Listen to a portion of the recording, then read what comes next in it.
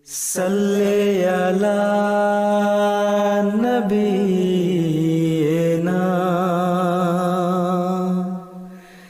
Salli ala Muhammadin.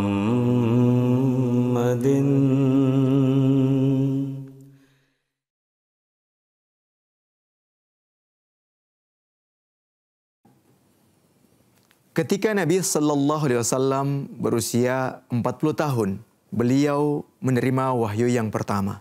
Bagaimana proses beliau menerima wahyu dan apa saja yang terjadi ketika beliau menerima wahyu? Ini yang akan kita bahas pada episode kali ini. Assalamualaikum warahmatullahi wabarakatuh.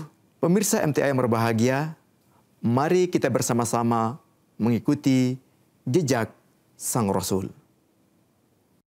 يا قلبي يذكر أحمدا عين الهدى مفني العدا.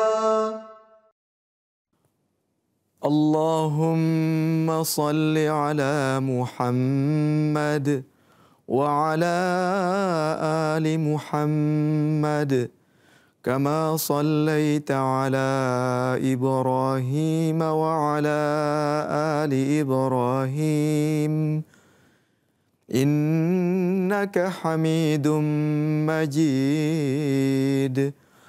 اللهم بارك على محمد وعلى آل محمد كما باركت على إبراهيم وعلى آل إبراهيم إنك حميد مجيد. Pemirsa yang berbahagia dimanapun Anda berada, pada episode sebelumnya kita telah menceritakan bagaimana sahabat Nabi sallallahu alaihi wasallam, yakni Ali bin Abi Thalib radhiyallahu taala anhu, diajak tinggal di rumah Nabi sallallahu alaihi wasallam oleh Nabi sallallahu alaihi wasallam sendiri. Dan karunia Allah Subhanahu wa taala, Ali bin Abi Thalib radhiyallahu taala anhu bersedia dan orang tuanya pun bersedia untuk dibawa ke rumah Nabi sallallahu alaihi wasallam setelah Nabi sallallahu alaihi wasallam menikah dengan Siti Khadijah radhiyallahu taala anha. Wujud Nabi sallallahu alaihi wasallam, pemirsa, adalah wujud yang sangat baik, yang sangat manusiawi, yang sangat santun, yang luar biasa dalam memperlakukan sesama makhluk Allah Subhanahu wa taala. Di mana beliau memberikan contoh terbaik, teladan terbaik, sehingga apapun yang beliau lakukan memberikan kesan yang baik kepada lingkungannya. Budi pekerti Nabi sallallahu alaihi wasallam rupanya bukan hanya terlihat dalam lingkungan keluarga saja, tetapi di lingkungan sekitarnya juga demikian. Beliau sallallahu alaihi wasallam ketika melihat umat dalam kondisi terjebak dengan penyembahan berhala, kemudian melihat keburukan-keburukan yang merebak di sana sini, terketuk pintu hatinya untuk mencari petunjuk. Seperti yang Allah Ta'ala ceritakan dalam Al-Quranul Karim, surah Ad-Duha, وَوَجَدَكَ ضَالًّا فَهَدَى. Dan dia, Allah Ta'ala, mendapati engkau dalam kondisi dhalan. Dhalan sini, salah satu maknanya adalah larut dalam mencari kebenaran, larut dalam mencari petunjuk. Fahada, lalu Allah Subhanahu wa taala memberikan petunjuk kepada Nabi sallallahu alaihi wasallam. Jadi ketika beliau melihat kondisi umat manusia dalam ketergelinciran, jauh dari Tuhan, jauh dari fitrat yang sebenarnya, jauh dari fitrat insaniyah, hati beliau terpanggil untuk mencari petunjuk kepada Allah Subhanahu wa taala. Fitrat baik inilah yang memanggil beliau untuk bersiap-siap menyambut suruhan Allah Subhanahu wa taala. Itulah insan yang mulia, Nabi kita tercinta Muhammad sallallahu alaihi wasallam. Pemirsa yang berbahagia, Nabi sallallahu alaihi wasallam ketika melihat umat dalam kondisi morat-marit, ya dekadensi moral dan sebagainya, beliau akhirnya menjauhkan diri dari urusan-urusan duniawi. Beliau pergi ke Gua Hira. Ini yang diriwayatkan oleh istri Nabi sallallahu alaihi wasallam sendiri, yaitu Hadrat Aisyah radhiyallahu taala anha, di mana beliau menceritakan bahwa Nabi sallallahu alaihi wasallam itu biasa pergi ke Gua Hira sebelum diangkat menjadi nabi. Nah, Gua Hira itu di mana? Gua Hira itu adanya di Makkah Al-Mukarramah, ya. 3 mil dari Makkah ke arah Mina, ya. Kemudian ke arah kiri di sana ada yang disebut dengan Gunung Hira, atau yang saat ini terkenal dengan Jabal Nur. Jadi Gunung Jabal Nur. Ya, Jabal Nur itu Jabal artinya gunung, Nur artinya cahaya. Itu nama lain dari Jabal Hira, ya.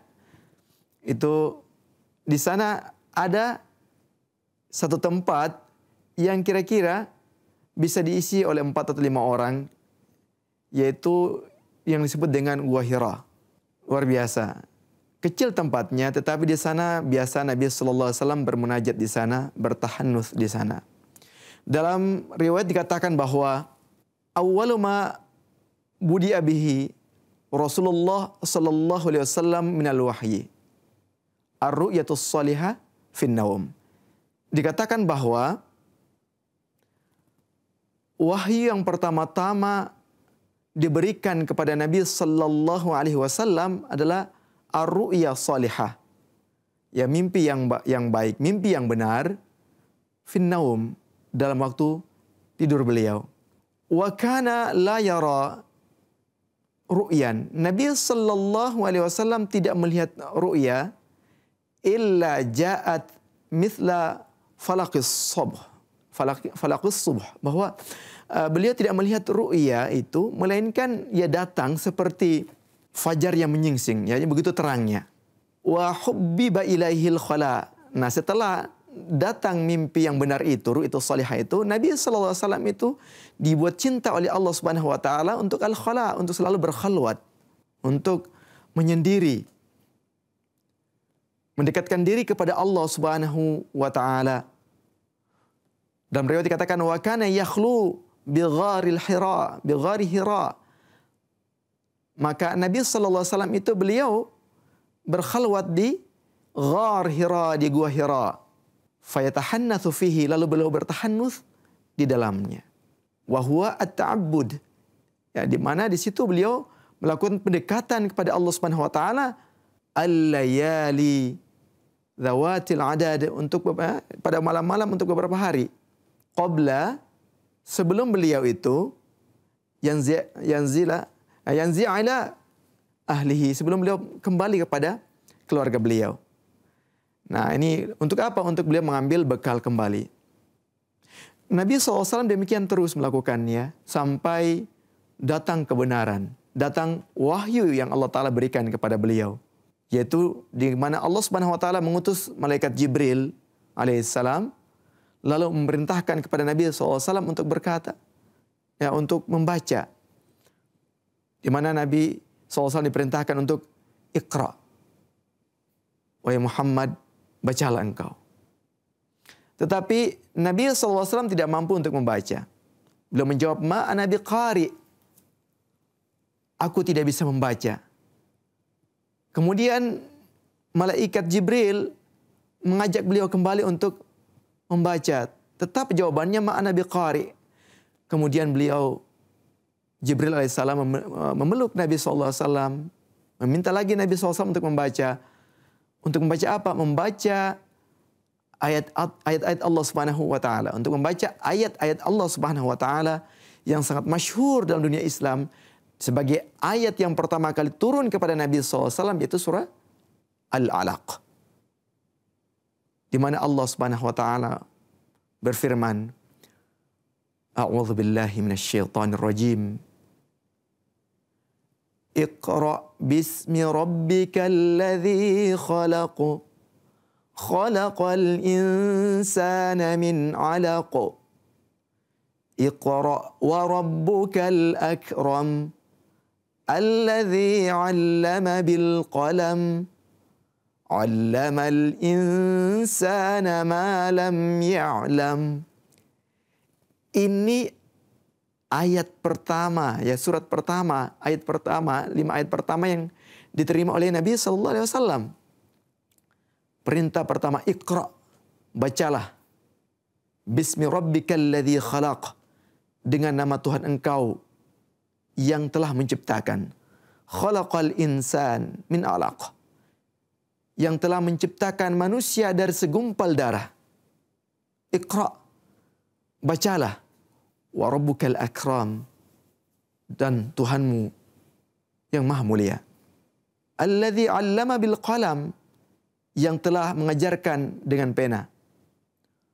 'Allamal insana ma lam ya'lam, yang mengajarkan manusia apa yang tadinya dia tidak ketahui.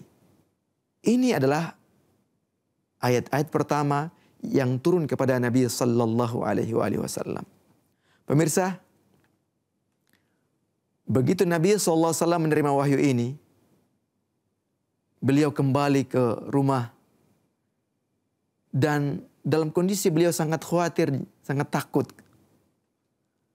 Lalu beliau dihibur oleh istri beliau bahwa absyir, berbahagialah, bahwa aku yakin engkau adalah orang yang baik. Engkau orang yang berbuat baik kepada kerabat, kepada tamu, kepada setiap orang. Ya, selalu membantu manusia, sesama makhluk. Tidak mungkin Allah Subhanahu wa taala akan menghukum engkau. Intinya adalah istri beliau yang tercinta, Sayyidatuna Khadijah radhiyallahu taala anha, memberikan hiburan kepada Nabi sallallahu alaihi wasallam supaya beliau tidak khawatir. Lalu Nabi SAW dibawa kepada saudara beliau, ya, saudara Siti Khadijah yang bernama Waraqah bin Naufal, seorang yang beragama Nasrani, yang ahli Injil, ahli Taurat, ya. Kemudian Nabi SAW diminta untuk menceritakan peristiwa yang terjadi pada beliau di Gua Hira, pemirsa. Apa yang terjadi? Ketika diceritakan, maka Waraqah bin Naufal memberikan kesimpulan bahwa sungguh apa yang pernah datang kepada Nabi Musa alaihissalam kini telah datang kepada engkau. Jadi maksudnya adalah malaikat yang pernah datang atau syariat, pembawa syariat yang pernah datang kepada Nabi Musa alaihissalam kini telah datang kepada Nabi Muhammad sallallahu alaihi wasallam. Ini isyarat bahwa Nabi sallallahu alaihi wasallam akan diangkat menjadi nabi. Bahkan Waraqah bin Naufal memberikan penerangan bahwa sekiranya aku masih hidup di saat engkau menjadi nabi, maka aku akan menolong engkau. Sebab apa? Beliau menjelaskan bahwa tidak ada seorang nabi melainkan akan dimusuhi oleh orang-orang yang ada pada kaumnya itu. Jadi ini kabar bahwa Waraqah bin Naufal sudah memberikan keyakinan bahwa Nabi sallallahu alaihi wasallam, ya, Muhammad sallallahu alaihi wasallam akan menjadi utusan Allah Subhanahu wa taala karena telah didatangi oleh malaikat yang pernah datang kepada Nabi Musa alaihissalam. Dari sini Siti Khadijah radhiyallahu taala anha semakin yakin bahwa Nabi sallallahu alaihi wasallam ini, bahwa suaminya Muhammad sallallahu alaihi wasallam akan diangkat oleh Allah Subhanahu wa taala menjadi seorang nabi. Masya Allah. Begitu kuatnya keyakinan beliau, begitu berbahagianya beliau dengan petunjuk yang Allah Subhanahu wa taala datangkan kepada suaminya. Luar biasa. Di mana Nabi sallallahu alaihi wasallam sangat takut, sangat khawatir tentang diri beliau sendiri. Sang istri dengan begitu indahnya, dengan begitu meyakinkannya memberikan penyegaran, memberikan semangat kepada sang suami supaya tidak boleh takut. Dengan alasan bahwa beliau orang baik, suka membantu, suka berderma, ya suka perhatian kepada sama tamu, kepada sama umat manusia, berbuat baik, uswatun hasanah, teladan terbaik. Mustahil Allah Subhanahu wa taala akan menghukum beliau. Pemirsa, itulah keyakinan sang istri. Dalam satu riwayat dikatakan oleh Hadrat Hadrat Khadijah radhiyallahu anha bahwa, dan aku berharap bahwa engkau akan menjadi nabi bagi umat ini. Demikian harapan besar dari Sayyidatuna Khadijah radhiyallahu anha terhadap sang suami. Masya Allah. Pemirsa, ketika ini berlangsung, ketika keyakinan ini muncul, terjadilah satu situasi di mana fatrah al-wahyi. Wahyu tidak turun lagi, kecuali yang pertama tadi. Itu 5 ayat pertama. Iqra' bismi rabbikal ladzi khalaq, khalaqal insana min 'alaq. Iqra' wa rabbukal akram alladzi 'allama bil qalam, 'allamal insana ma lam ya'lam. Ketika wahyu ini turun, kemudian terjeda. Kalau dalam riwayat yang diambil dari Sayyidina Ibni Abbas radhiyallahu anhuma, dikatakan bahwa fatrah atau jarak terjedahnya wahyu itu jaraknya sekitar 40 hari. Ada pendapat yang mengatakan 3 tahun, ada yang mengatakan waktunya yang lain lagi. Intinya adalah para sejarawan tidak bersepakat dalam berapa lama terjadi fatrah wahyu tersebut. Tetapi kebenarannya adalah ada fatrah, ada jeda di mana wahyu tidak turun setelah diturunkannya surat pertama kepada Nabi sallallahu alaihi wasallam. Dalam masa-masa itu Nabi sallallahu alaihi wasallam diliputi oleh kekhawatiran, oleh ketakutan, oleh situasi di mana beliau selalu khawatir.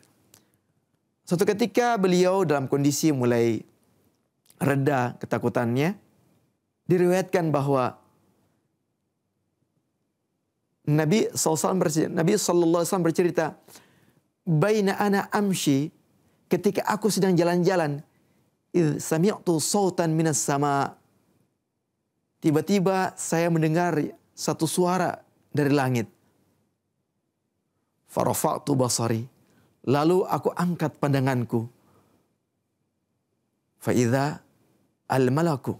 Tiba-tiba yang datang adalah malaikat. Yang muncul adalah malaikat. Alladzi ja'ani bihira. Malaikat yang pernah datang kepada aku di Gua Hira. Jalisun ala kursiyin bainas sama'i wal ard. Ia duduk di atas kursi di antara langit dan bumi. Masya Allah pemirsa. Lalu Nabi bersabda, "Faru'ibtu." Aku menjadi takut minhu karenanya. Faraja'tu. Lalu aku pulang. Fakultu. Lalu saya katakan kepada istriku, kepada orang yang ada di rumah, "Zammiluni, zammiluni." Apa artinya pemirsa? Selimutilah aku. Tolonglah aku dengan menyelimuti diriku. Maka Nabi SAW diselimuti oleh sang istri dan orang-orang yang ada di rumah. Lalu apa yang terjadi? Dalam situasi berselimut tersebut, Allah Subhanahu wa taala menurunkan wahyu. A'udzu billahi minasyaitonir rajim. Ya ayyuhal muddaththir, qum fa'anzir, wa rabbaka fakabbir, wa thiyabaka fatahhir, warrujza fahjur. Surah Al-Muddathir. Ini surat kedua yang turun setelah surat yang pertama, setelah surah Al-Alaq. setelah adanya masa jedah wahyu tidak turun. Kalau menurut riwayat Ibnu Abbas radhiyallahu anhuma, masanya adalah 40 hari. Jadi lebih kurang 40 hari wahyu tidak turun. Dan ketika turun, turunlah ayat tadi. Ya ayyuhal muddathir, wahai orang yang berselimut, qum, bangkitlah, fa'anzir, lalu berikanlah peringatan. Wa rabbaka fakabbir, dan agungkanlah Tuhan engkau. Wa thiyabaka fatahhir, bersihkanlah pakaianmu. Warrujza fahjur, dan tinggalkanlah segala perbuatan yang kotor. Pemirsa, inilah ayat kedua yang turun kepada Nabi sallallahu alaihi wasallam setelah fatratul wahyi, setelah adanya masa jedah di mana tidak turun wahyu. Jadi pemirsa, jadi tidak langsung ya. Setelah wahyu diturunkan, wahyu pertama diturunkan, di sana ada masa jedah, tidak langsung. Lalu turun surah Al-Mudaththir, tidak sama sekali.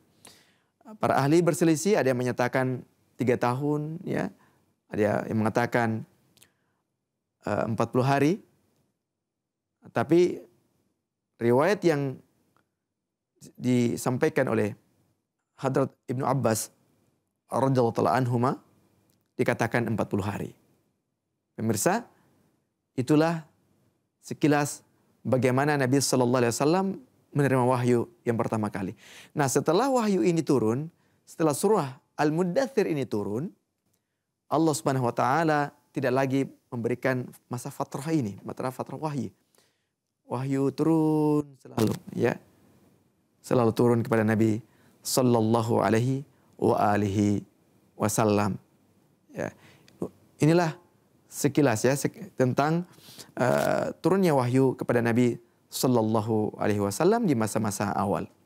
Pemirsa, Nabi sallallahu alaihi wasallam adalah wujud yang sangat mencintai umat manusia, yang sangat mencintai Allah Subhanahu wa taala, sehingga Allah Subhanahu wa taala ya memanggil beliau, mengetuk pintu hati beliau dengan apa? Memberikan wahyu pertama, ya awal-awal wahyunya dalam bentuk ar-ru'ya as-salihah.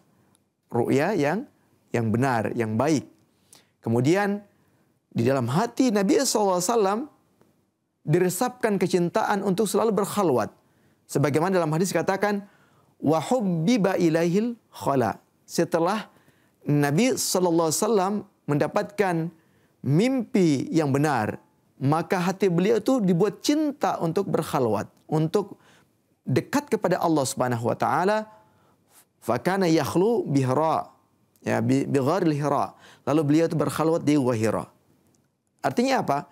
Di sini Nabi sallallahu alaihi wasallam ketika hati beliau bersih, ya hati beliau mencintai umat manusia, mencintai Allah taala, beliau dipanggil untuk mendekatkan diri kepada Allah Subhanahu wa taala dengan cara bertahanus. Beliau bertahanus di Gua Hira atas bimbingan dari Allah Subhanahu wa taala. Pelajarannya adalah manakala kita ingin menjadi orang yang baik, mencintai sesama umat manusia, ingin keselamatan bagi umat manusia, maka cara yang paling tepat untuk kita lakukan adalah pertama, kita mendekatkan diri kepada Allah Subhanahu wa taala, kita memohon petunjuk kepada Allah Subhanahu wa taala, kita memohon hidayah dari Allah Subhanahu wa taala agar Dia memberikan taufik kepada kita untuk melakukan kebaikan-kebaikan.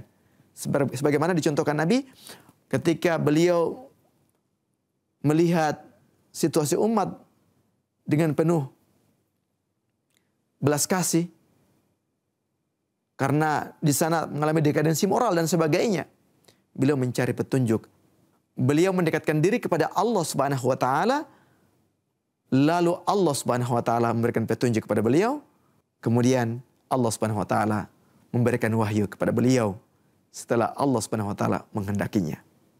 Pemirsa, itulah sekilas bagaimana Nabi SAW menerima wahyu di awal-awal kenabian beliau. Semoga apa yang kita bahas pada kesempatan ini bisa kita sampaikan pada rekan-rekan kita yang lain, berbagi informasi tentang kisah Nabi Sallallahu Alaihi Wasallam ini, sehingga semua umat Islam, saudara-saudara kita bisa menikmati bagaimana sepak terjang Nabi Sallallahu Alaihi Wasallam dan bisa mengikuti teladan beliau yang mulia dan berberkat. Assalamualaikum warahmatullahi wabarakatuh.